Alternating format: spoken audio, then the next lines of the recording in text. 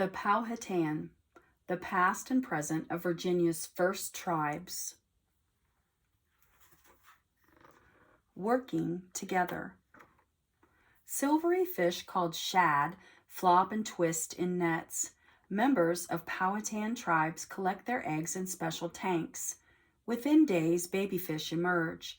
They feed on tiny shrimp growing bigger, but the tribe members do not eat them. They release the shad into the river. Millions more fish inhabit rivers today because of Powhatan tribes. Rivers fed their ancestors and connected their tribes during difficult times of change. Powhatan today work to protect their traditions and healthy rivers for their children and future generations. Powhatan fishing customs. Shad fishing is an important industry for the Powhatan and at the center of their culture. Modern fish hatcheries keep shad populations up, which the Powhatan harvest each spring. Chapter 1. The Confederacy. Water flows down the Blue Ridge Mountains, across plains, and into the Atlantic Ocean. In the 1600s, Chief Wahusanacook easily traveled the waters by canoe, visiting the villages he ruled in what is now Virginia. The English later called him Powhatan. Chief Powhatan united more than 30 tribes into a powerful confederacy. Werowocomoco was the capital, which is in the present-day Gloucester County. The chief protected more than 150 villages in exchange for tributes of food and gifts. Tribes of the Powhatan Confederacy shared much in common. They lived near rivers in the Chesapeake Bay area. They spoke similar Algonquin languages. Each village had a leader who was usually chosen by Powhatan. But the tribes were also independent. A council of advisors and priests helped their leaders make decisions for the villages. The Nansemond, Chickahominy, Pamunkey, Mattapony, and Rappahannock peoples were loyal to the Powhatan Confederacy, but also to their own tribes. Village life. Every man, woman, and child helped the village survive. With bows and arrows, men hunted deer and turkey. They protected their village in war. They caught plentiful fish with nets and spears. Dried fish and meat helped keep the tribes fed all winter. Women scraped deerskin until it was smooth. They stitched skirts and shirts for themselves and breechcloths for the men. Wealthy tribe members wore turkey feathers and river pearls. Families grew squash, beans, corn, and sunflowers in gardens. Children helped chase hungry animals away from the crops. In the forest, they helped women gather nuts and berries. At the shore, they helped collect oysters and crabs. Women helped build houses for their families. The hut-like homes were covered with sheets of bark. Inside, children helped women stir clay pots bubbling with stew over fires. Smoke escaped through an opening at the top of the dwelling. Sense of community. Powhatan villages helped each other. Villagers traveled by canoe to visit other tribes to trade goods for needed supplies. Sometimes they used white and purple shell beads called wampum or money. Village elders taught children the tribe's history through stories and songs. Girls learned how to feed and clothe the village from their grandmothers and aunts. Grandfathers and uncles taught boys how to hunt. If a young male wanted to be closer to nature, he was put to the test. He had to live alone in the forest for months. Elders taught young people to thank nature for its gifts. The tribe celebrated summer's ripe corn and fall's harvest. They returned bones of animals they ate to the forest or river. Elders also taught young people to trust nature to keep them healthy.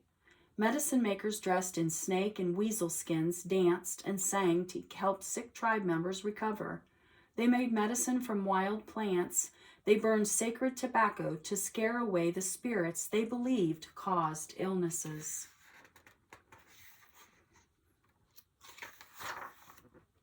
Chapter 2. Powhatan Struggles. Life changed for the Powhatan in 1607.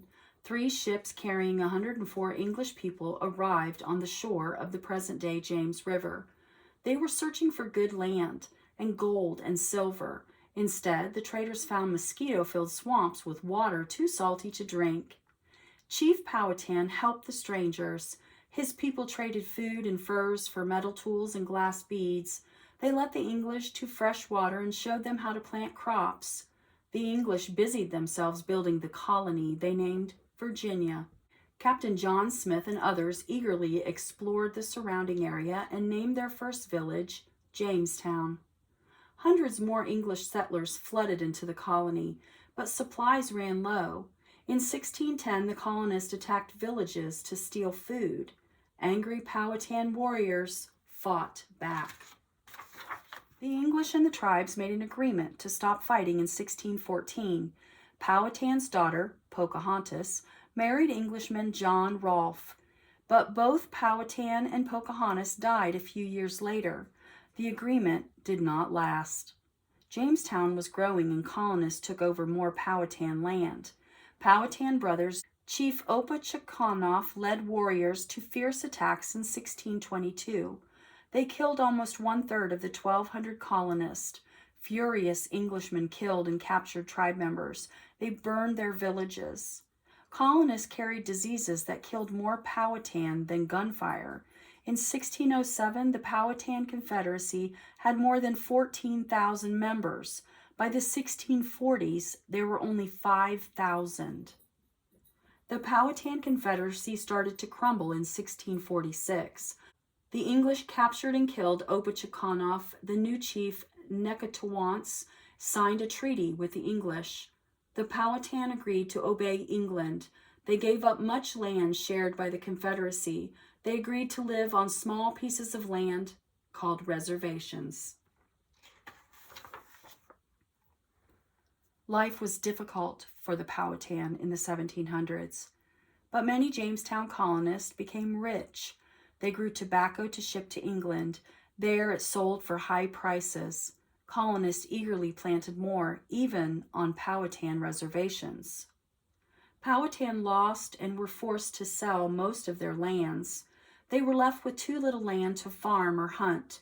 Women sold handmade baskets to buy food. Men worked as hunting guides for the English. Many Powhatan, including children, worked as servants in English homes and on farms.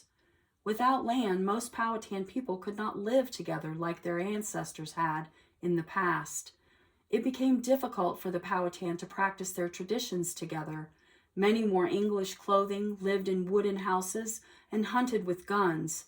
They learned English and attended Christian churches. Taking a stand. In the early 1900s, Powhatan families living apart began to organize themselves into tribes. They demanded that Virginia accept that tribes and their own traditions and history. Unfair laws made Virginia a difficult place to live for the Powhatan and other tribes. From the late 1800s until the 1950s, Virginia and other southern states did not allow whites and non-whites to go to school together and to marry each other. American Indians in Virginia suffered this segregation along with African Americans.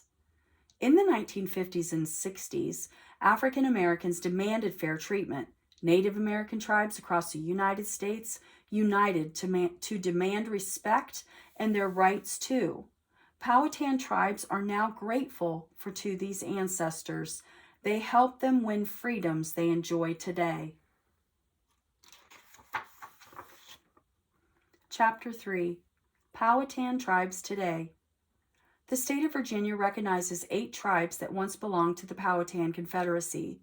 The tribes range from 120 members to about 1,000 members. They are the Pamunkey, Mattapony, Upper Mattapony, Chickahominy, Eastern Chickahominy, Nassamond, Rappahannock, and Patawamak. About 3,500 people are members of Virginia's Powhatan tribes today. In the 1600s, Powhatan tribe members spread across nearly 8,000 square miles of present-day Virginia. Today, only the Patamunkey and the Mattapony tribes live on the homelands of their ancestors. Their reservations are the oldest in the United States. Other tribes purchase land together near the homelands of their ancestors. Members of the Chickahominy, Eastern Chickahominy, Rappahannock, and Upper Mattapony tribes live in communities that range from 32 acres to 25,000 acres. Other tribe members have settled in cities in Virginia. Members of the Nassamon tribe live in Suffolk and Chesapeake. Some tribe members live outside Virginia. In the late 1800s, some Powhatan people moved north. Their descendants live in Pennsylvania and New Jersey. Government.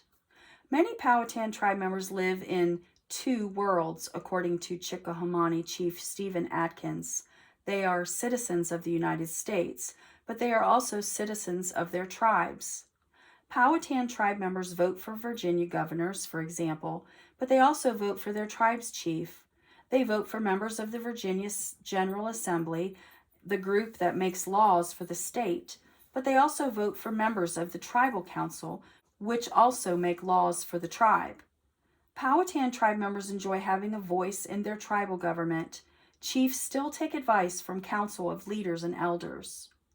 Religion.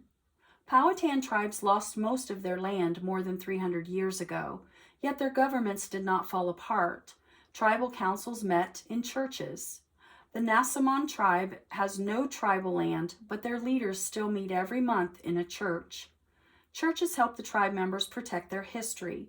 They raise money and send volunteers to help the Pamunkey and the Rappahannock tribes repair buildings built by their ancestors. Church services connect Christianity with the beliefs of Powhatan ancestors. Church leaders compare the floods found in both the Bible and the story told by their ancestors. Drum beats might fill the church on Sundays. After holiday services, tribe members might feast as their ancestors did on shad from the river and cornbread. Education. Schools helped Powhatan people stay united during challenging times. The Powhatan struggled for many years to win their right to an education. Public schools emerged in the late 1800s, but the children of Virginia's tribes were not allowed to attend with the other white children. Tribes built schools with the help of churches in the nearly 1900s, but the schools ended at the 7th grade. Parents had to send their children away to other states to continue their education. In 1963, the future brightened for Powhatan people living in Virginia. The state finally allowed American Indian students to attend its public schools. The following year, the first Powhatan doctor from the Mattapony tribe graduated from medical school. Today, Powhatan people influence the education of all Virginia's students. Education officials work with the chiefs and the tribal councils to decide what schools teach. Public school students begin learning about Virginia Indian history and traditions in the 2nd grade. Virginia colleges want American Indian children to study at their schools. Some colleges officials attract students with videos featuring American Indian college students, parents, and tribal leaders. Schools offer special programs for studying Native American history and scholarships to help pay for their studies. Chapter 4. Connecting to the Past. Powhatan people today work as teachers, accountants, pharmacists, business owners, and many other occupations. Yet some choose the same jobs as their ancestors. Rivers still help some tribe members feed their families. Some people fish for food with fishing rods. Others, such as Patawamak tribe members, weave baskets to catch eels like their ancestors did. Tribe members work hard to protect the rivers and the fish their ancestors enjoyed. The Mattapony and Pamunkey tribes have run shad hatcheries, places for hatching fish eggs, for almost 100 years. Tribe members also teach students and communities about keeping waterways clean and healthy for both fish and people. Powhatan tribes also help train members for jobs outside their community. They learn to repair computers, do plumbing, work in hospitals, or teach at schools. But tribes encourage their members to stay connected to their people. Sometimes they pay for young tribe members books and courses if they intend to choose jobs that help the tribe and its members. Culture and crafts. Long ago, Powhatan people gathered in their villages to celebrate harvest or battle victories. Today, tribe members look forward to powwow celebrations. At the outdoor festivals, they celebrate traditions passed down by their ancestors. Feathers and leathers tassels twirl as dancers move to the rhythm of drums and turtle shell rattles. Storytellers repeat ancient tales.